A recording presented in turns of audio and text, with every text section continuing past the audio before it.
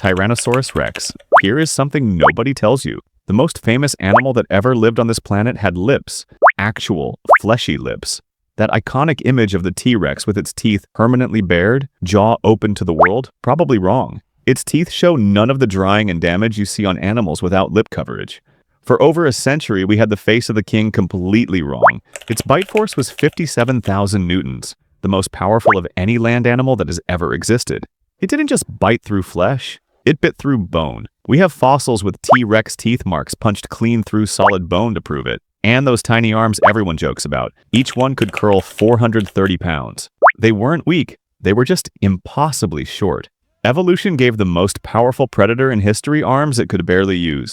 Nobody knows why. But the fact that changes everything, the one that genuinely reshapes how you see all of this, is this.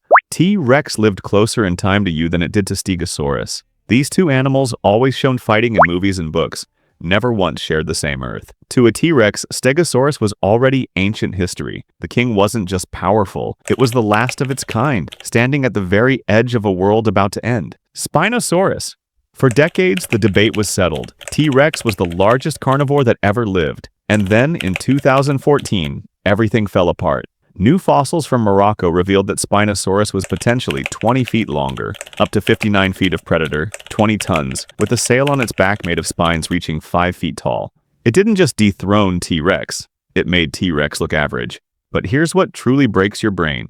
Spinosaurus wasn't even a land predator. It hunted in rivers. Its bones were dense and heavy to help it stay submerged. Its nostrils sat high on its skull like a crocodile's.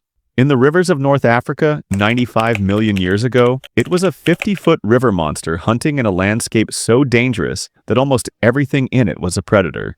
And then there's the tragedy. The most complete Spinosaurus fossils ever found were shipped to a museum in Munich in the early 1900s.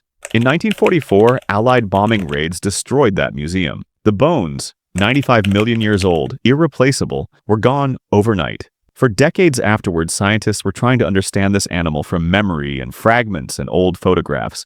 Every new discovery since has been an attempt to reclaim what a war took away. We still don't fully know what it looked like. We may never know.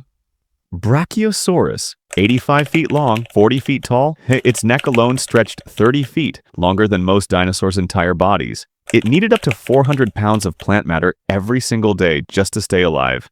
Brachiosaurus wasn't just big, it was a different category of existence entirely. And here's the detail that bends the mind. Not the size, but the engineering problem the size creates. Getting blood from the heart up to a brain 40 feet above the ground requires extraordinary pressure. Your heart works hard just to push blood a few feet upward. Brachiosaurus would have needed a heart the size of a small car, running at near impossible pressures. Evolution clearly found a solution. We still haven't figured out what it was. It wasn't aggressive, it didn't need to be. At that size, almost nothing could touch it. It just moved through the world slowly, head in the treetops, vast and unhurried. In a world built on teeth and claws, Brachiosaurus simply chose to be enormous and gentle. For millions of years, that was enough. Velociraptor. The Velociraptor from Jurassic Park was not real. The real one was the size of a turkey. 18 inches tall, 30 pounds, covered in feathers. What the movies showed you was based on a different, larger species entirely. The filmmakers just liked the name better. Hard to argue with that, but don't feel too relieved. The real Velociraptor had a sickle-shaped claw on each foot, held off the ground when walking, deployed with precision when attacking. It used this claw not to slash, but to pin prey in place while its jaws finished the job. In its own world, at its own scale, it was every bit the nightmare the movies suggested. And there is the fossil that stops every conversation. In 1971, paleontologists in Mongolia found two animals locked together in stone, a Velociraptor and a Triceratops, preserved at the exact moment of their deaths. The raptor's claw was buried in the Triceratops' throat. The Triceratops had bitten down on the raptor's arm and refused to let go. They killed each other. And 75 million years later, we found them exactly as they fell. Two animals fighting to the very end, preserved forever in the rock. Triceratops. Triceratops was not built for running or hiding. It was built for confrontation. 30 feet long, 12 tons, with two horns above its eyes reaching 3 feet long, and a massive bony frill sweeping back from its skull. And it spent its entire existence sharing land with Tyrannosaurus Rex. We used to think the horns were purely for defense against predators, but the fossils tell a different story. Triceratops skulls found with horn damage that could only have come from other Triceratops. They fought each other. For territory, for mates, for dominance. The frill may have been brightly colored in life, used the way a peacock uses its tail. Triceratops had a social life, things worth fighting for, and we know it fought T-Rex too because the bones say so. T-Rex skeletons with Triceratops horn gouges in them, Triceratops bones with T-Rex bite marks, some showing signs of healing, meaning the animal survived and kept living. When the asteroid hit 66 million years ago, Triceratops was there, right at the edge of everything. It fought its whole life, right up until there was nothing left to fight. Ankylosaurus. Some animals get fast, some get smart. Ankylosaurus became a fortress. Every inch of its body was covered in bony plates grown directly into the skin, not attached on top, but fused into the flesh itself. Its back was solid bone. Even its eyelids were armored. It was built wide and low to the ground, making it nearly impossible to flip because its underbelly was its only vulnerable point. 30 feet long and 8 tons, it wasn't just armored. It was architecture. And at the end of its tail was a club. Solid fused bone, dense and heavy, swung by a tail that worked like a biological baseball bat. Studies show this club could generate enough force to shatter the leg bones of a T-Rex. Not kill it outright, just break its leg. For a predator that depends on mobility to survive, a broken leg is a slow death sentence. Ankylosaurus didn't need to win the fight. It just needed to make attacking it not worth the risk. There's something almost philosophical about that. In a world of speed and aggression, Ankylosaurus built walls. It made itself into something that simply could not be beaten, not through strength or cleverness, but through total, stubborn, architectural refusal to be hurt.